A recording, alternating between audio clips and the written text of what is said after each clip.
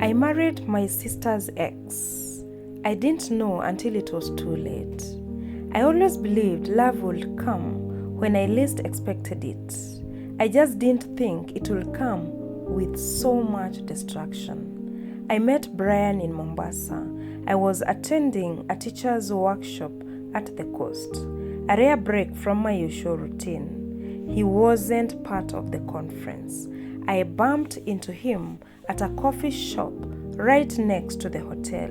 We laughed over the same silly mistake, both of us reaching for the same packet of brown sugar. That small awkward moment turned into coffee, then lunch, then dinner by the ocean. I remember thinking, God, are you trying to write me a love story? Because everything felt divine. He was older than me by a few years, calm, confident, said he worked in logistics. The more I got to know him, the more I admired how grounded he was. He said he had no family close by, just a few friends here and there. That sounded familiar. I had also grown up in a home where emotions were rationed, like sugar during a shortage. My big sister Linda had moved abroad years ago. It was just me and my mother now.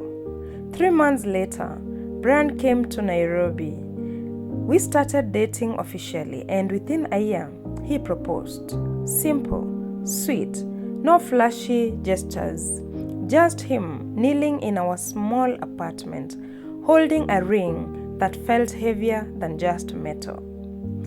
I said yes. Everyone was happy, also I thought. I hadn't seen my sister Linda in nearly 4 years. She was always busy in Canada, chasing her career, building a life far away. But when I told her I was getting married, she promised to come home. She landed the night before the wedding. I met her at the airport. She looked tired but happy. She hugged me tightly, said she couldn't wait to meet the lucky man. She didn't even ask for his name. I figured she wanted to be surprised. If only I knew the kind of surprise that was waiting for all of us. The wedding day was perfect, at least at first. The sun was bright, the garden setup was breathtaking, and I felt like a queen in my white lace gown. Then she walked in. Linda. She was late. The ceremony had already started. I saw her standing at the back, holding her clutch tightly, frozen. Her eyes were wide. She was staring at something. No, someone. Brian. I thought maybe she was overwhelmed, maybe emotional, until she turned to leave. I saw her shoulders shake. My mother noticed too. I excused myself quickly and rushed after her.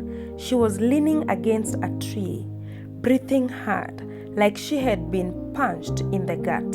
Linda, what's going on? I asked. She looked at me, her eyes bloodshot. That man, the groom, that's Brian Mwangi. Yes, I said slowly. Her lips trembled. Sis, I dated him for 5 years. He broke my heart and disappeared without a word. No closure, no goodbye.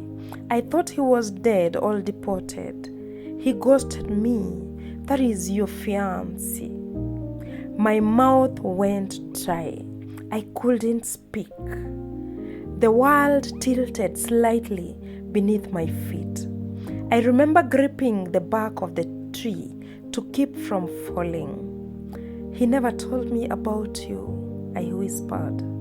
She shook her head, still trembling. He never mentioned your name, I swear.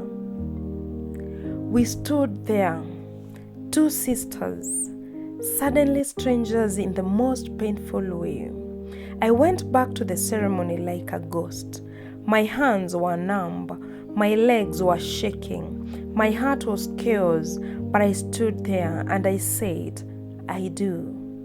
Not because I believed it fully, but because my brain refused to accept that this was real. I confronted Brian the next morning. He froze when I told him everything Linda had said. Then he sighed. He admitted it. Yes, he had dated Linda. Yes, he had ghosted her. Said it got too serious and he wasn't ready. Claimed it was a different version of him back then. I stared at him for a long time, then whispered, "And what version are you now?" He didn't answer. That was 2 years ago. I wish I could say we worked it out. I wish I could say love won, but it didn't. Brian and I are no longer together. Trust never came back after that. Every time he touched me, I saw my sister's face at the wedding, broken, betrayed. Every time he said, "I love you," I wondered if he had said the same words at her in the same tone. Linda and I, we didn't talk for almost a year. It hurt her that I stayed. It hurt me that she couldn't understand the confusion I was in. But sisters, we always find our way back. One night, we met for coffee, like nothing happened. We didn't talk about him. We talked about us, and slowly, we forgave each other. If there is one thing I've learned, it's this. Love is not always enough. Timing matters. Truth matters. And some coincidences are not coincidences. They are tests. And if I ever marry again, I will do background checks, deep ones. Not because I don't believe in love, but because I now know that even love has shadows. If you have a story you will wish to share with the world, my inbox is always open, and the email address is in the video description. Leave an encouraging comment for these two sisters. Like the video, subscribe for more real untold stories. This is the Unspoken with Caro, where real stories, unspoken ones, get to be told. See you in the next story. Bye bye.